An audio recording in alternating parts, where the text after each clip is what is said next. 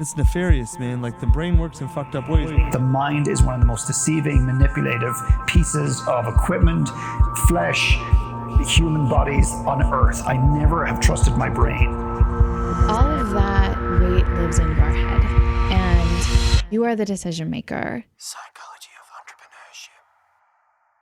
Entrepreneurship. Hi, it's Ronsley. If this is your first volume, welcome. This is a weekly series where I go inside the mind of an entrepreneur, artist, athlete, academic to decipher what is the psychology of our decisions.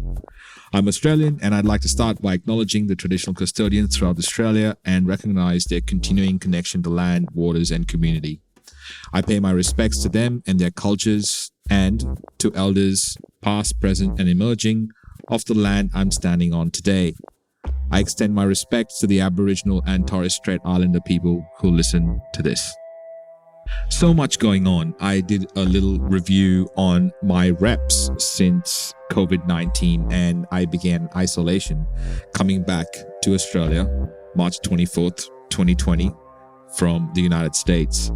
That feels like so long ago, but for context, it has been 139 days, roughly about 38% of a whole year, which is 38% of 2020. And in those days, I have woken up and done my morning routine of a 10-minute cold plunge, hot shower, and meditation 125 times. Have done 117 yin yoga sessions, 68 runs, 454 Zoom calls or meetings, 4 no screen days, 40 published podcast episodes. There is a lot going on, and when I develop habits, I forget that they are happening, and taking stock and appreciating the journey is important.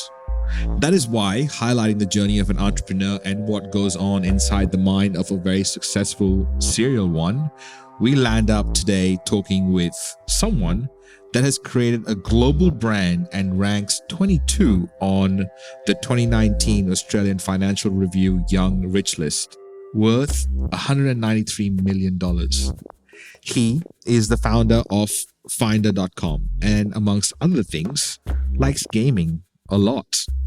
Well, a lot is kind of subjective. More than I game for sure. However, I've just started adding hours to my gaming account as a result of him. His name is Fred Schebesta. I want to solve a problem that no one solved before. I want to create something that is a creation that I am known for. Oh, you're that guy. Yeah, you created that business, sure. But you're that guy who solved that. You made that. And I think there's just people all throughout history, and I think legacy is probably part of my real drive behind that. And I just want to be the creator of something that is unique and compelling for all of time. Okay, Fred, how would you define entrepreneurship? I define entrepreneurship as, and I probably never looked up the word, which probably would be a smart idea, but my interpretation of it is to create an entity that didn't exist before and now is brought into existence that becomes eventually self-sustaining. And that's, to me, is the ultimate version of entrepreneurship, is when you can be in the mode of being enterprising, but to create an enterprise, it must be self-sustaining and live by itself. And you can obviously contribute to that and be a part of that, but you're not the enterprise. And my version has always been that if you could remove, if I always think, if I wasn't here, what would happen? I always start from there. If I'm not in this company, what would happen? I'm like, oh, that's what would happen there. Okay, we need to change that process.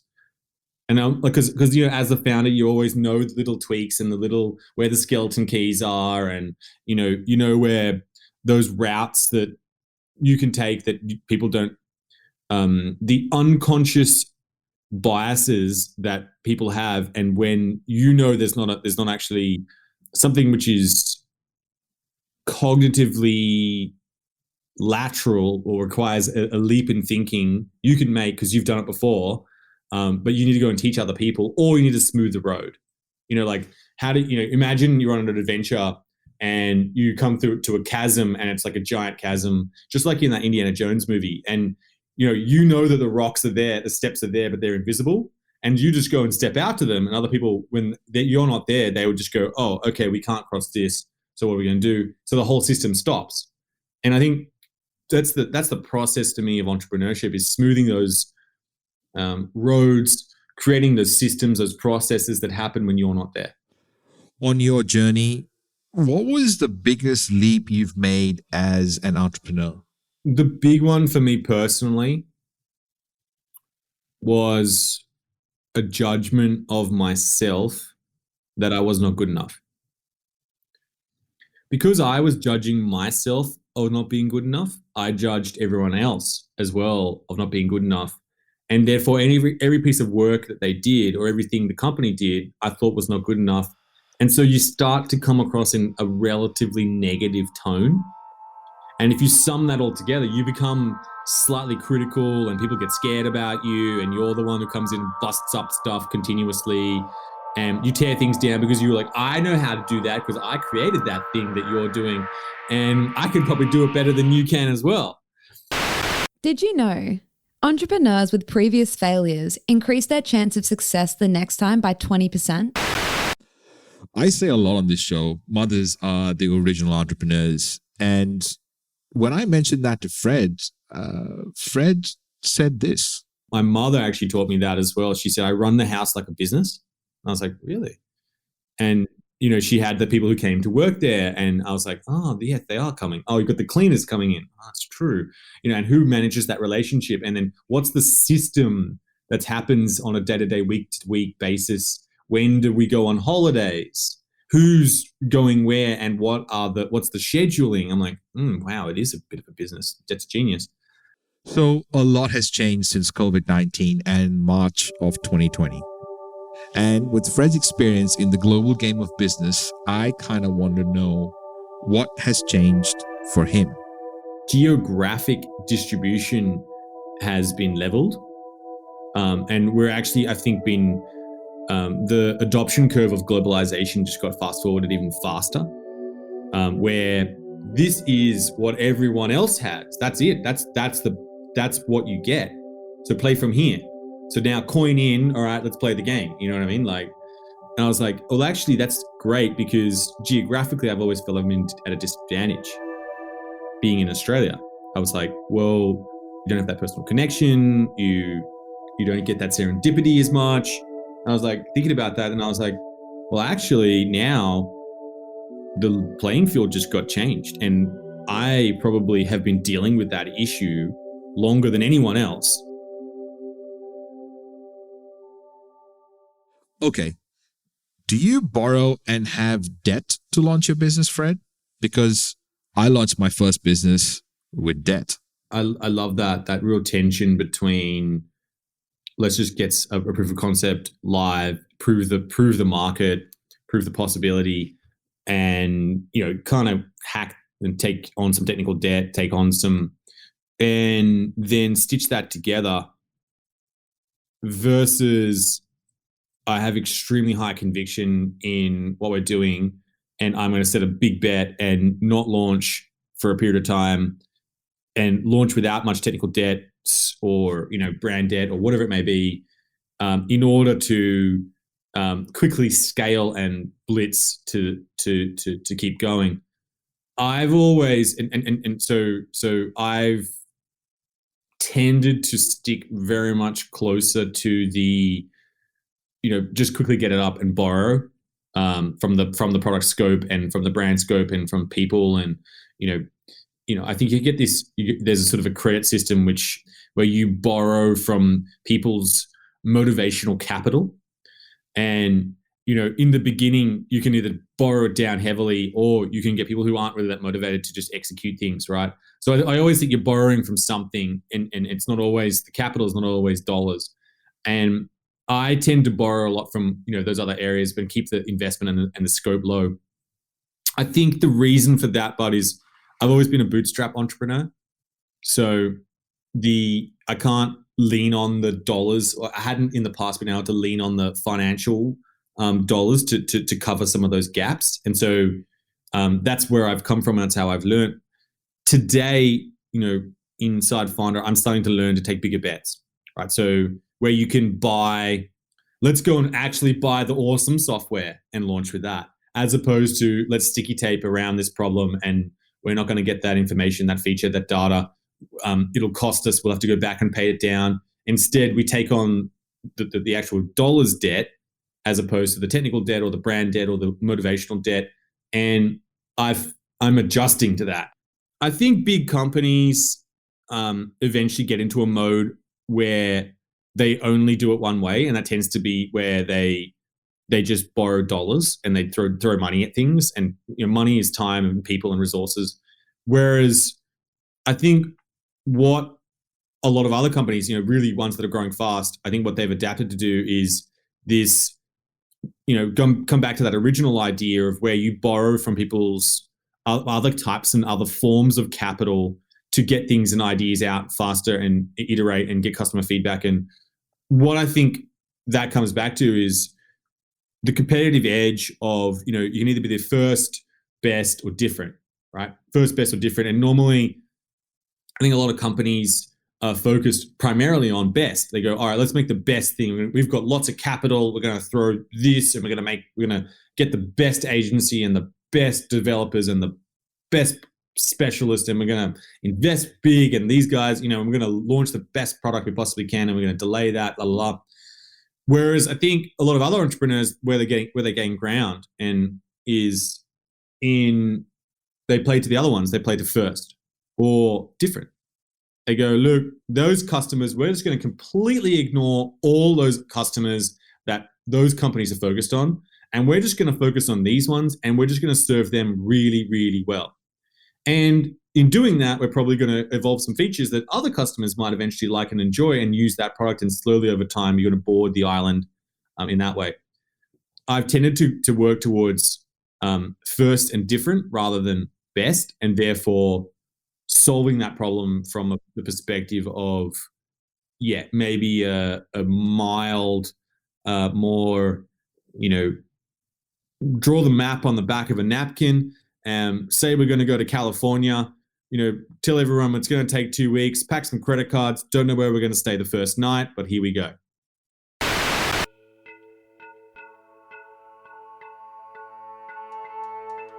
When we come back, we speak with Fred about, the unbelievable.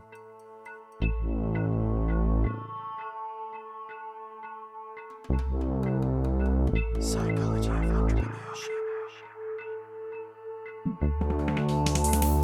The main objective of this audio project is to bring together entrepreneurs and creatives who share similar values so that they can find the courage to put out their authentic voice for the right people to hear, which allows for them to make their impact on the world. Every great movement started with a memorable speech. For access to full-length interviews, go to psychologyofentrepreneurship.com and click the button. So, Fred, unbelievable. What's that all about?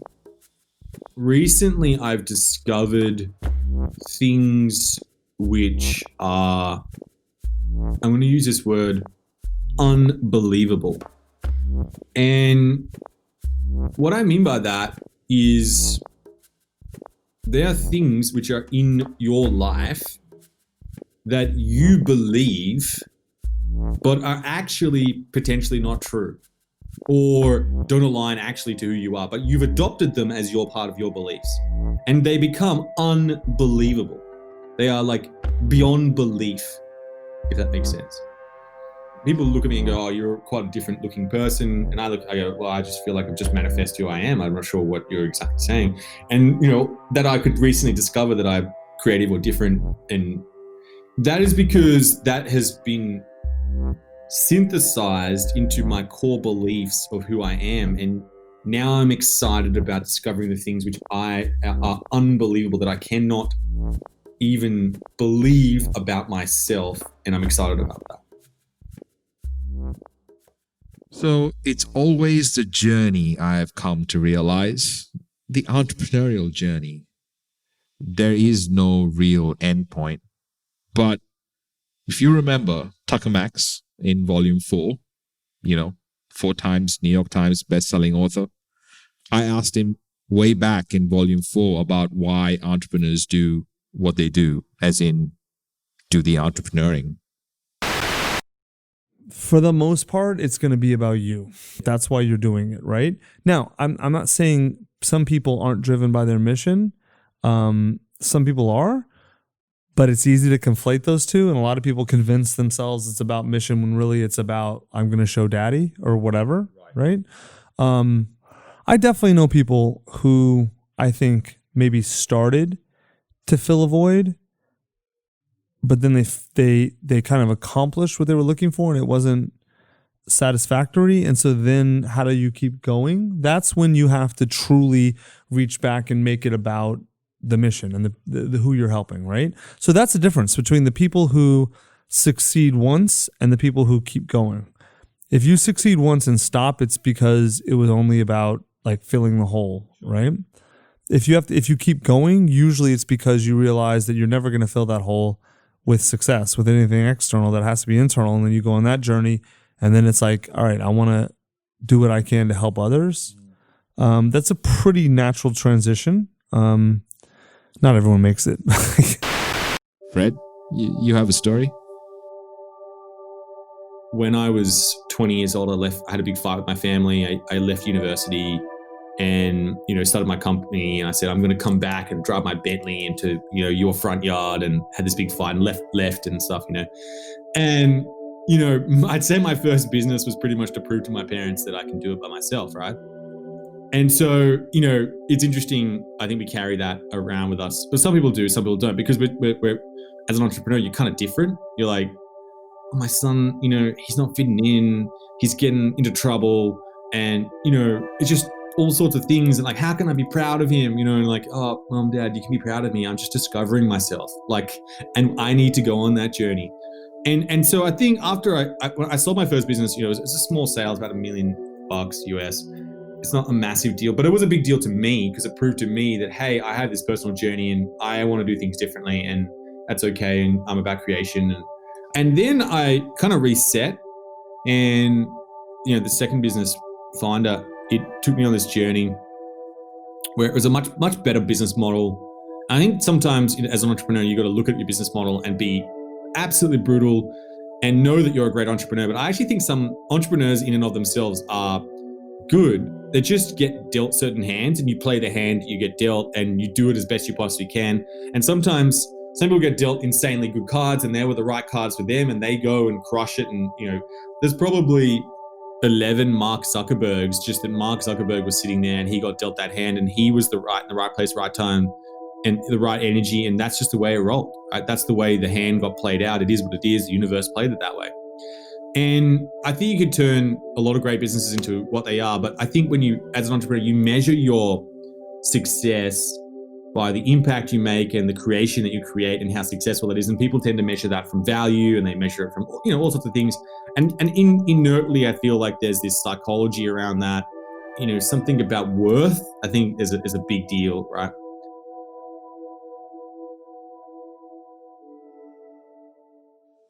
Fred, I've only recently started to love myself and feel worthy of the things I've accomplished, because I think I did it for the approval that I couldn't even absorb.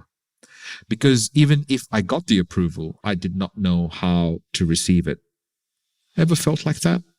Where I didn't feel worthy of anything. And I think when I was probably around 2016, it's only recent, was I able to feel actually worthy for anything that I had or got or what I went and achieved, which is a kind of a interesting dynamic, right? When you go and do something that's pretty successful. And obviously I learned a lot from the first business. I made every single mistake, and I feel like in a way I was able to execute and apply this thinking, but then I didn't feel worthy of any of it. And I realized I sort of set myself this goal, like I just want to make a company that makes money. As I said, it makes it on its own. It's a creation. It stands on its own, and it's successful in and of itself without myself. And I actually created that, and then went on that journey, and I actually put myself out of a role. I had no role in the company, and then I was like, whoa! I had another crisis essentially where I was like, I'm not part of this anymore. And it was actually really dark times, probably one of my darkest times, where I had to go again and find myself, like, who am I? It came all the way back full circle to realizing, and that's when I went to the US and I started, the Business Finder in the US, where I realized I was uniquely placed to go and do that. Like, we'd had other people who were going to, do it, say they're going to do that, but I actually have something to contribute, which is something you have to go and refine. And that is, it's that creation. And that beginning of dealing with ambiguity, dealing with problems. And when I say problems, not just problems, but like physical, mental, emotional, capital, resource obstacles, like giant walls in front of you that look and feel insurmountable to 99.995% of people, and you are uniquely the only person who can go, actually, I'm going to build a ladder and get over this. In the words of Mary Kay, founder of Mary Kay Cosmetics, don't limit yourself. Many people limit themselves to what they think they can do. You can go as far as your mind lets you. What you believe, remember, you can achieve. I suppose this is a good time to get to know how you talk with yourself, because you, my dear listener, you've got this voice that is running the show. And the question you have to consider asking yourself is, Fred, how committed are you to discovering who you are, so as that you can love that person? So I think that's the first thing. And the second thing that really struck me and hit me really hard, and it probably connects to this, and it's when I really started to evolve in this, is when I first heard myself. Like that, it's that voice that's in your head and it says stuff to you. And then I was like, that's just, it's always there. Then I was like, whoa, I heard that. And I was like, wow, that's intense. And the one moment that was the most intense for that was when it was my coach who said it to me. He goes, Fred, when your daughters were learning to walk? I said, yeah. He said, how did you speak to them when they fell down? I said, I coaxed them and I held them and said, hey, you fell over. Hey, get back up. Let's go again. It's really cool. And he said, how do you speak to yourself when you fall down? I said, well, get up. What are you doing? You're lazy. Like, come on, get back in there. And I was like, whoa. I was scared. I was like, oh, that's a really scary person. Like, can you, and no wonder you're creating these emotions and feelings and actions and all these things that you're self-sabotaging and all these things I'm like really freaked out by. I'm like, that's from yourself inside your own head, so. And when I heard that, I was like, wow. Then I was like, I just turned it off a bit. I said, hey man, you're doing really good. And I remember this moment, I did something and something happened. I was like, man, you did a really good job there. Normally you would have done this, and I'm really proud that you went and did that. Thank you for that, and that decision you made and the journey you went on. That was awesome. And just this energy that came over me, and that self reinforcing feelings that manifested from that. I don't think I was the most aware person of myself, but I think it's something I've been, in my later 30s, I've started to adapt, and I'm just excited where it goes. I'm like, wow, think of the person, all the things that I don't know about myself, and I think we were talking about this at the start, coming all the way back.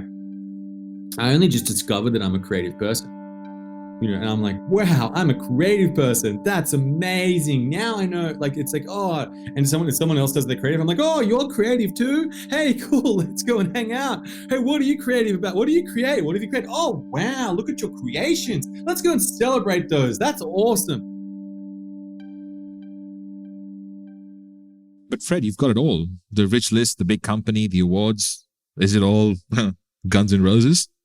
I had a very low view of myself for, I'd say, first 32 years of my life.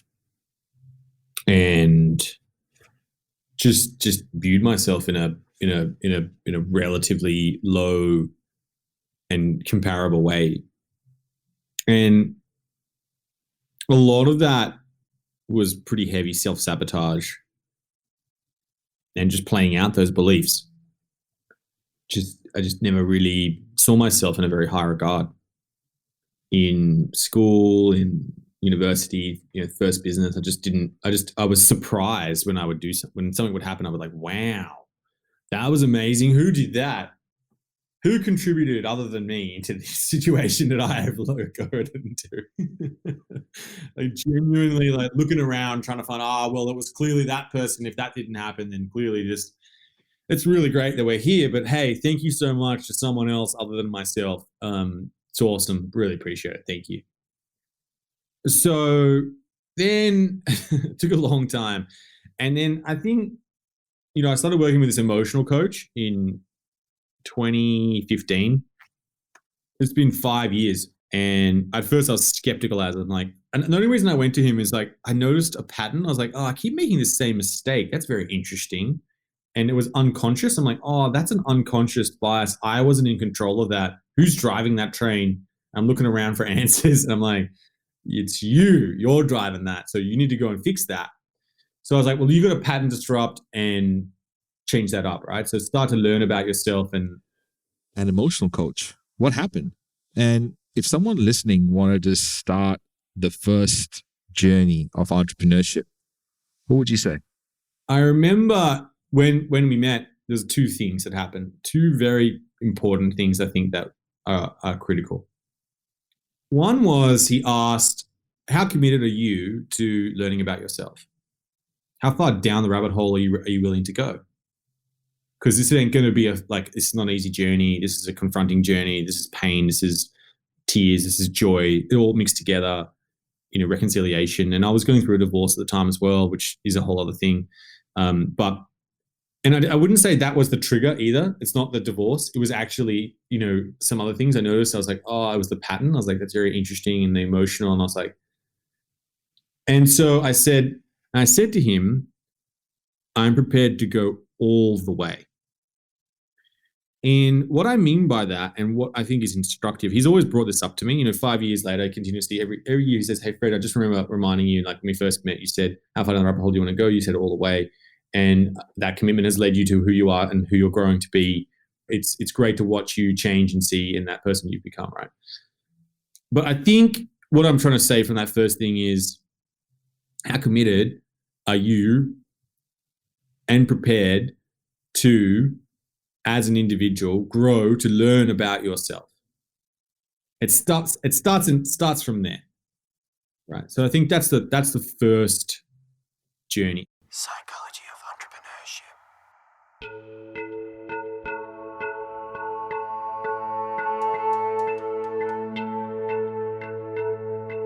Coming up on the Psychology of Entrepreneurship.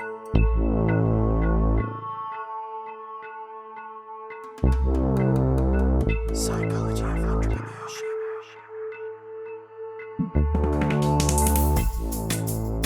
What is it that's limiting us from crossing the floor and from learning about the others? He lived through the lifetime where he grew up with the buffalo, and by the time he was an old man, there's no more buffalo. My dad just leans over to me and goes, look at these fellas. They found bloodline. Psychology of Entrepreneurship. I interviewed Fred because Fred Schebesta is an award-winning business leader, best known for co-founding one of the world's leading comparison websites, Finder.com. He is a serial entrepreneur, author, media commentator, mentor, and active member of the startup, crypto, and small business communities. Fred ranks 22 on the 2019 Australian Financial Review Young Rich list and has won multiple entrepreneurial awards. He is a father, an insane creator, and now a friend.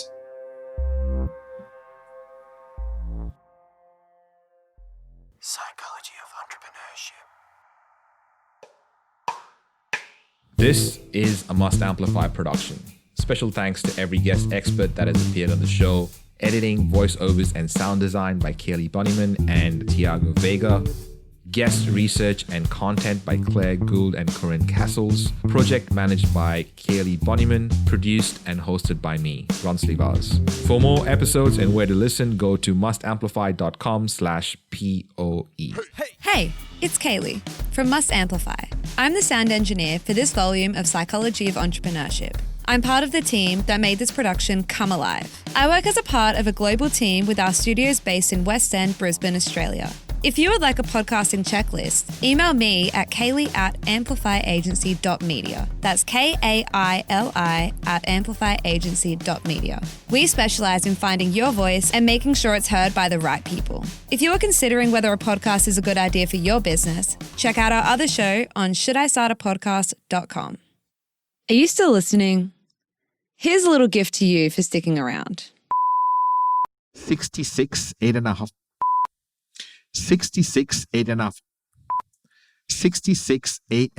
hour a night. 66, 8.5. 66, 8.5. Wow. 66, 8.5. Wow. 66, 8.5 hour per night of deep sleep. I should say that again. 66 nights of deep 8.5.